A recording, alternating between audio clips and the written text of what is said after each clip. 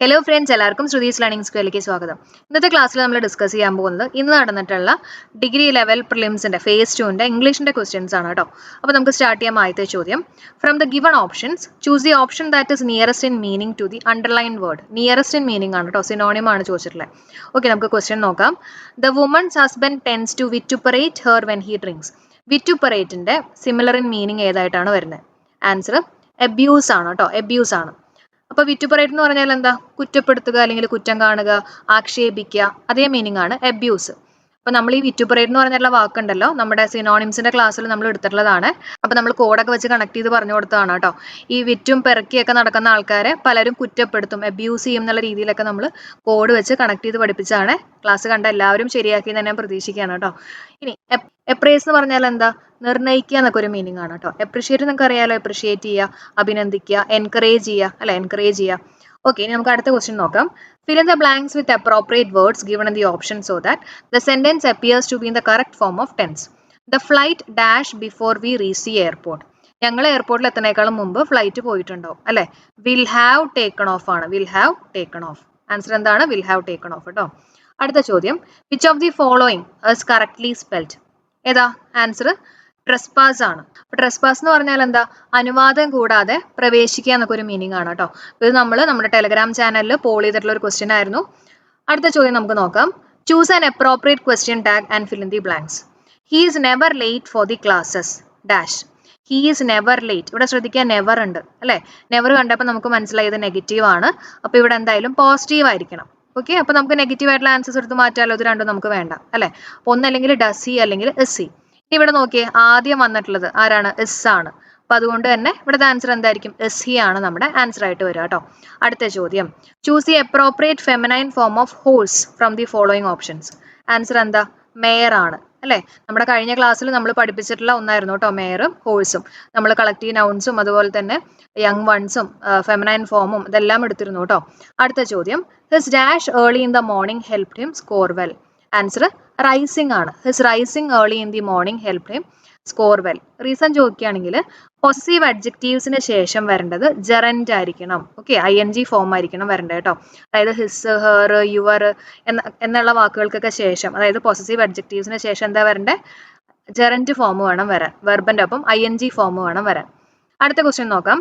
Select the phrase from the sentence that contains an infinitive. Okay, she went to the store to get some bread. ഇതിനകത്ത് infinitive ഏതാണെന്നാണ് ചോദിച്ചിട്ടുള്ളത്. Answer to get ആണ് കേട്ടോ, to get. അപ്പൊ to plus base form of the verb ആണ് infinitive. കിട്ടിയോ? To get ആണ്. അടുത്ത ചോദ്യം നോക്കാം. Choose the correct form of auxiliary verb that agrees with the subject. The information provided to you dash wrong. Answer എന്താ വരിക? The information provided to you was wrong ആണ്. Reason ചോദിക്കുകയാണെങ്കിൽ ഇവിടെ ദ ഇൻഫർമേഷൻ ആണ് പറഞ്ഞിട്ടുള്ളത് അല്ലെ. അപ്പൊ അതുകൊണ്ട് തന്നെ അത് സ്പെസിഫിക് ആയിട്ട് പറഞ്ഞേക്കാണ്. ഇൻഫർമേഷൻ എന്ന് പറയുന്നത് അൺകൗണ്ടബിൾ ആണ്. നമ്മൾ അതിന്റെ ഒപ്പം സിംഗുലർ ആയിരിക്കും യൂസ് ചെയ്യുക, singular form of the verb ആയിരിക്കും യൂസ് ചെയ്യുക. നമ്മുടെ ആൻസർ വാസ് ആണ്. ഓക്കെ, അടുത്ത ചോദ്യം, choose the right preposition. I am good dash lawn tennis. I am good at. നമ്മൾ ഏതെങ്കിലും ഒരു കാര്യത്തിൽ നല്ലതാണെങ്കിൽ നമ്മൾ ഗുഡ് അറ്റ് ആണ് പറയാ കേട്ടോ. I am good at maths അല്ലെങ്കിൽ I am good at cooking എന്നൊക്കെയാണ് നമ്മൾ പറയാ. അതേപോലെ I am good at lawn tennis കേട്ടോ. അടുത്ത ചോദ്യം നോക്കാം. Choose an option that expresses the sentence in transformed voice. Active അല്ലെങ്കിൽ പാസീവിലേക്ക് ആക്കാനാണ് പറഞ്ഞിട്ടുള്ളത്. He is writing the book. Okay, he is writing the book എന്ന് പറയുമ്പോൾ അത് ഏത് വോയിസിലാണ്? ആക്റ്റീവ് വോയിസിലാണ് അല്ലെ. ഇതിനെ പാസീവിലേക്ക് ആക്കുന്ന സമയത്ത് എന്തൊക്കെയാണ് നമ്മൾ ചെയ്യേണ്ടത്? ടെൻസ് മാറാൻ പാടില്ല ആണല്ലോ. പിന്നെ ING ഉണ്ടെങ്കിൽ പാസീവിനകത്ത് ഏത് വാക്ക് ഉണ്ടാവുക? ബീയിങ് ഉണ്ടാവും. ഓക്കെ, ഒറ്റയടിക്ക് ആൻസർ കിട്ടിയില്ലേ? The book is being written by him. Okay, അപ്പൊ ING ഉണ്ടെങ്കിൽ പാസീവിനകത്ത് ബീയിങ് എന്ന് പറഞ്ഞിട്ടുള്ള വാക്ക് ഉണ്ടാവും. അതിൽ നിന്ന് തന്നെ നമുക്ക് ആൻസറിലേക്ക് എത്താൻ പറ്റും കേട്ടോ. സിമ്പിൾ അല്ലേ? അടുത്ത ചോദ്യം, fill in the blank with appropriate collective noun. ഇതും നമ്മുടെ കഴിഞ്ഞ ക്ലാസ്സിൽ പഠിപ്പിച്ചിട്ടുള്ളായിരുന്നേ. ശരിയാക്കിയെന്ന് പ്രതീക്ഷിക്കുകയാണ്. The farmer moved his dash of cows to higher ground to avoid the flood. Answer herd ആണ്. കാറ്റൽ വിഭാഗത്തിൽ വരുന്ന ആൾക്കാർ അതിൻ്റെ ഒക്കെ ഒപ്പം നമ്മൾ ഹേർഡ് ആണ് യൂസ് ചെയ്യാൻ എന്നൊക്കെ പറഞ്ഞിരുന്നു കേട്ടോ ക്ലാസ്സിൽ. Next one, choose the most appropriate form of indirect speech for the following sentence. നമ്മുടെ ക്വസ്റ്റ്യൻ ഇങ്ങനെയാണ്. He said oh it is a bad weather I can drive. Okay, അപ്പൊ ഇതിനെ നമ്മൾ ഇൻഡയറക്ട് സ്പീച്ചിലേക്ക് ആക്കുമ്പോൾ എന്തൊക്കെയാണ് നമ്മൾ ശ്രദ്ധിക്കേണ്ടത്? ടെൻസ് മാറും അല്ലെ. ഇത് കൊടുത്തിട്ടുള്ളത് പ്രസന്റ് ടെൻസ് ആണ്. It is a bad whether ആണ്. അപ്പൊ അത് പ്രസന്റ് ടെൻസ് ആണ്. അപ്പൊ ഇതിനെ നമ്മൾ ഇൻഡയറക്ട് സ്പീച്ചിലേക്ക് ആക്കണ സമയത്ത് പാസ്റ്റ് ടെൻസ് ആയിട്ട് വരും. നമുക്ക് നോക്കാം, നമ്മുടെ ഓപ്ഷൻസ് നോക്കാം. ഇവിടെ കണ്ടോ, എക്സ്ക്ലെയിംഡ്, എക്സ്ക്ലെയിംഡ്, എക്സ്ക്ലെയിംഡ്, ഇതെല്ലാം പാസ്റ്റ് ടെൻസ് ആണ്, ഇത് പ്രസന്റ് ആണ്. അപ്പൊ തന്നെ നമുക്ക് ഈ ഓപ്ഷൻ എടുത്ത് മാറ്റാം കേട്ടോ. പിന്നെന്താ ചെയ്യേണ്ടത്? It is a bad weather. Okay, അപ്പൊ he exclaimed with sorrow that it was a bad weather. ഇവിടം വരെ എല്ലാതും ഒരേപോലെയാണ് അല്ലെ, വാസ് വന്നിട്ടുണ്ട്, 3 ഓപ്ഷനിലും വന്നിട്ടുണ്ട്. ഇനി അടുത്ത ഭാഗം നോക്കിയേ, ആൻഡ് ഹി കാൺ ഡ്രൈവ്. ഇവിടെ വന്നിട്ടുള്ളത് കാണ്ട് ആണ്. കാണ്ട് എന്ന് പറഞ്ഞാൽ ഇവിടെ ടെൻസ് മാറിയിട്ടില്ല അല്ലെ, ഹി കാണ്ട് ഡ്രൈവ് എന്നാ കൊടുത്തിട്ടില്ല. അപ്പൊ കാണ്ട് എന്ന് പറഞ്ഞാൽ പ്രസന്റ് ടെൻസ് ആണ്. അപ്പൊ അതിന്റെ പാസ്റ്റ് ടെൻസ് എന്ന് പറഞ്ഞു കഴിഞ്ഞാൽ കുഡ് വേണം വരാൻ കേട്ടോ. അപ്പൊ കുഡിന്റ് വേണം ഇവിടെ ആൻസർ ആയിട്ട് വരാൻ. അപ്പൊ ഇതും തെറ്റാണ്. ഇതാണ് നമ്മുടെ ആൻസർ ആയിട്ട് വരിക, ഹി കുഡൻ ഡ്രൈവ്. അതായത് ഇവിടെയും നമ്മൾ ടെൻസ് മാറ്റണം, ഇവിടെയും ടെൻസ് മാറ്റണം കേട്ടോ. രണ്ടും നമ്മൾ പാസ്റ്റ് ടെൻസ് ആക്കണം. കിട്ടിയോ? അപ്പൊ നമ്മുടെ ഓപ്ഷൻ, നമ്മുടെ ആൻസർ ഓപ്ഷൻ സി ആണ്. അടുത്ത ക്വസ്റ്റ്യനിലേക്ക് കയറുന്നേക്കാളും മുമ്പ് നമുക്കൊരു ആപ്പ് പരിചയപ്പെടാം. ആപ്പിൻ്റെ പേര് എജു മണി എന്നാണ് കേട്ടോ. അപ്പോൾ ഈ ഒരു ആപ്പ് എന്ന് പറയുന്നത് Kerala P S C oriented ആയിട്ടുള്ള ഒരു ആപ്പാണ്. അപ്പോൾ ഇതിനകത്ത് ഒരുപാട് ഇൻട്രസ്റ്റിംഗ് ആയിട്ടുള്ള ഫീച്ചേഴ്സ് ഉണ്ട് കേട്ടോ. സ്റ്റഡി മെറ്റീരിയൽസ് ഉണ്ട്, മോക്ക് ടെസ്റ്റുകളുണ്ട്, വീക്ക്ലി ചാലഞ്ചസ് ഉണ്ട്, ഡെയിലി ചാലഞ്ചസ് ഉണ്ട്.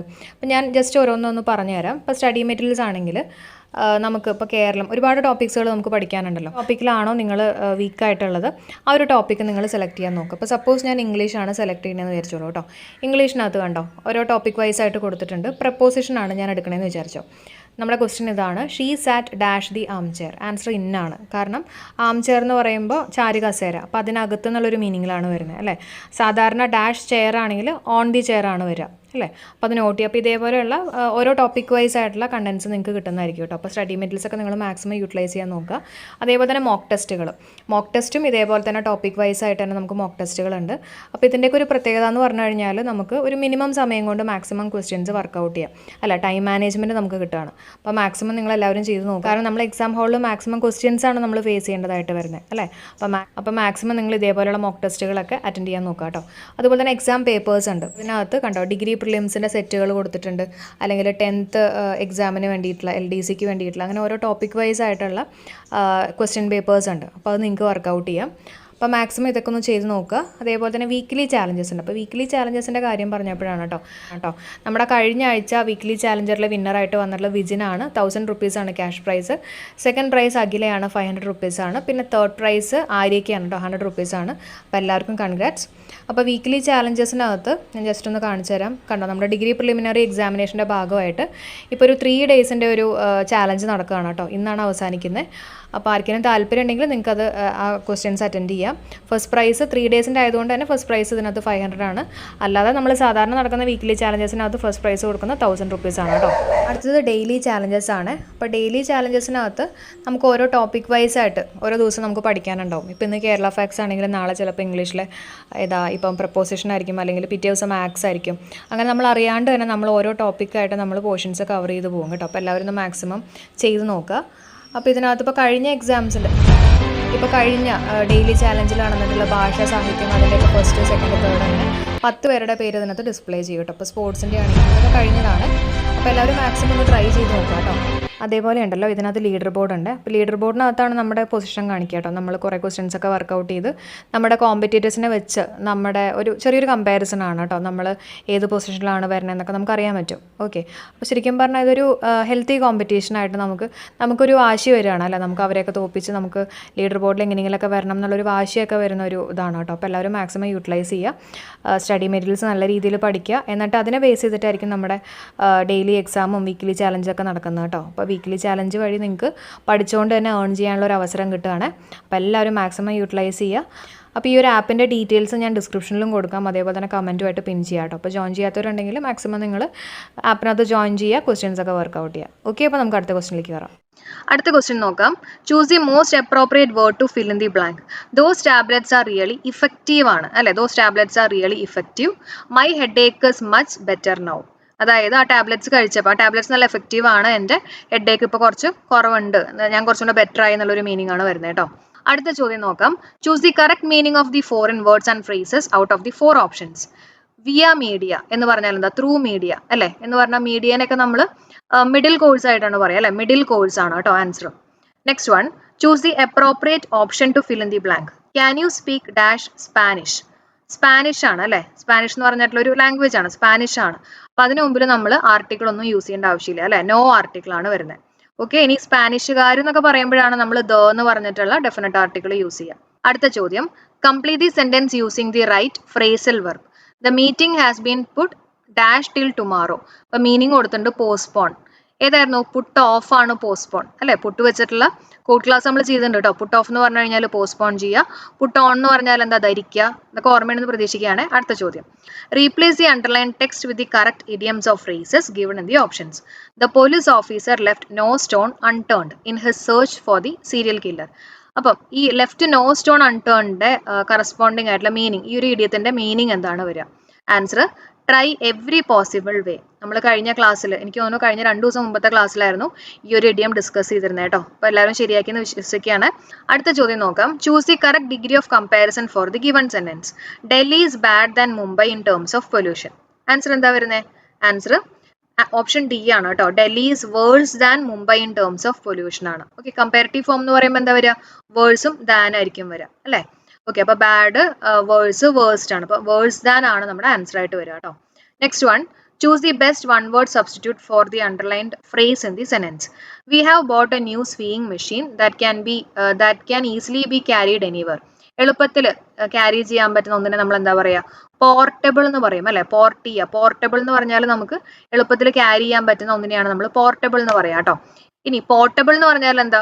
വിച്ച് സേഫ് ടു ഡ്രിങ്ക് ആണ്, നമുക്ക് കുടിക്കാനൊക്കെ സേഫ് ആയിട്ടുള്ളത് അല്ലേ? നമ്മുടെ പോട്ടിൽ നിന്നൊക്കെയാണ് നമ്മൾ കുടിക്കണേന്ന് ആലോചിക്കുക. അപ്പം സേഫ് ടു ഡ്രിങ്ക് ആണ് പോർട്ടബിൾ എന്ന് പറയുന്നത് കേട്ടോ. റിലേറ്റബിൾ എന്ന് പറഞ്ഞാൽ നമുക്ക് റിലേറ്റ് ചെയ്യാൻ പറ്റുന്ന, അതിനെയാണ് നമ്മൾ റിലേറ്റബിൾ എന്ന് പറയുന്നത്. റിലേറ്റബിൾ എന്ന് പറഞ്ഞു കഴിഞ്ഞാൽ ഒരു കാർട്ടിൽ നമുക്ക് ക്യാരി ചെയ്യാൻ പറ്റുന്ന ഒന്നിനെയാണ് നമ്മൾ കാർട്ടബിൾ എന്ന് പറയാം കേട്ടോ. Next one, from the given options, choose the option that is the most opposite in the meaning of the underlined word. The world must realize the futility of wars. ഈ ഫ്യൂട്ടിലിറ്റിയുടെ ആന്റോണിയം ആണ് ചോദിച്ചിട്ടുള്ളത്, opposite ആണ് ചോദിച്ചിട്ടുള്ളത് കേട്ടോ. Answer എന്താ? Answer usefulness ആണ്. ഇപ്പൊ futile എന്ന് പറഞ്ഞാൽ എന്താ? അതായത് ഇഫക്റ്റീവ് അല്ലാത്ത അല്ലെ, ഫലമില്ലാത്ത എന്നൊക്കെ ഒരു മീനിങ് ആണ് ഫ്യൂട്ടിലിറ്റി എന്നൊക്കെ പറയുന്നത്. അപ്പൊ അതിന്റെ ആന്റോണിയം എന്ന് പറഞ്ഞാൽ എന്താ? യൂസ്ഫുൾനെസ് ആണ് വരിക. ഓക്കെ, അപ്പം നമ്മൾ 20 ക്വസ്റ്റ്യൻസ് ഡിസ്കസ് ചെയ്തു. അപ്പം എല്ലാവരും നല്ല രീതിയിൽ തന്നെ വൊക്കാബുലറിയും ഗ്രാമറൊക്കെ ചെയ്തു എന്ന് പ്രതീക്ഷിക്കുകയാണ് കേട്ടോ. നമ്മൾ ഡിസ്കസ് ചെയ്തിട്ടുള്ള മിക്ക ക്വസ്റ്റ്യൻസ് തന്നെയാണ് വന്നിട്ടുണ്ടായിരുന്നത്. അപ്പോൾ നമ്മുടെ ക്ലാസ് യൂസ്ഫുൾ ആയിട്ട് തോന്നിയിട്ടുണ്ടെങ്കിൽ തീർച്ചയായിട്ടും ലൈക്ക് ചെയ്യാനും സബ്സ്ക്രൈബ് ചെയ്യാനും അതേപോലെ തന്നെ ടെലഗ്രാം ചാനലിൽ ജോയിൻ ചെയ്യുക കേട്ടോ. ക്വസ്റ്റ്യൻസ് ഒക്കെ അവിടെ നമ്മൾ പോൾ ചെയ്യുന്നുണ്ട്. അപ്പോൾ അതിൽ ജോയിൻ ചെയ്യുക. അതേപോലെ തന്നെ ആപ്പിൻ്റെ കാര്യം മറക്കണ്ട, അതിൻ്റെ ലിങ്കും ഞാൻ ഡിസ്ക്രിപ്ഷനിൽ കൊടുക്കാം. ഓക്കെ, അപ്പോൾ നമ്മുടെ ക്ലാസ് സപ്പോർട്ട് ചെയ്ത എല്ലാവർക്കും താങ്ക് യു. ബൈ.